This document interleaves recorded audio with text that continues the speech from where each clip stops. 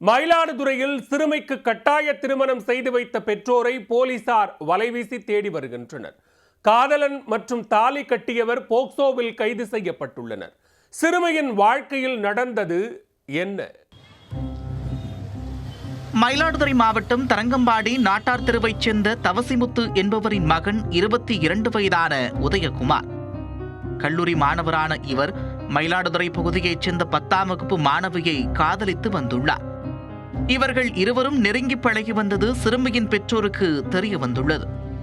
மாற்றுச் சமூகத்தைச் சேர்ந்த அந்த இளைஞரின் காதலை முறிக்கும் வகையில் 16 வயதே ஆன சிறுமிக்கு கட்டாய திருமணம் செய்து வைக்க பெற்றோர் முடிவு செய்திருக்கின்றனர். அதன்படி கும்பகோணம் அருகே தேப்பெருமாநல்லூர் கிராமத்தைச் சேர்ந்த 24 வயதான ரஞ்சித் என்பவருடன் கடந்த மே 26ஆம் தேதி சிறுமிக்கு திருமணம் நடத்தி வைத்திருக்கின்றனர்.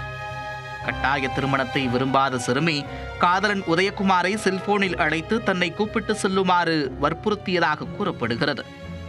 அதற்கு இசைவு தெரிவித்த உதயகுமார் கடந்த 9ஆம் தேதி நள்ளிரவு 12 மணிக்கு சிறுமியை தனது வீட்டிற்கு அழைத்து சென்றுள்ளார். இந்த சம்பவம் குறித்து மயிலாடுதுறை மாவட்ட குழந்தைகள் பாதுகாப்பு நல அலுவலகத்திற்கு தகவல் கிடைத்துள்ளது.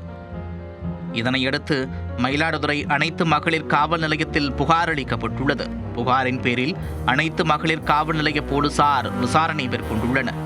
பின்னர் குழந்தை திருமண தடை சட்டம் மற்றும் போக்சோ சட்டத்தின் கீழ் வழக்கு பதிவு செய்து கட்டாய திருமணம் செய்த ரஞ்சித் மற்றும் சிறுமியை அழைத்து சென்ற உதயகுமார் ஆகிய 2 பேரையும் கைது செய்து நீதிமன்றத்தில் ஆஜர்படுத்தி சிறையில் அடைத்தனர்.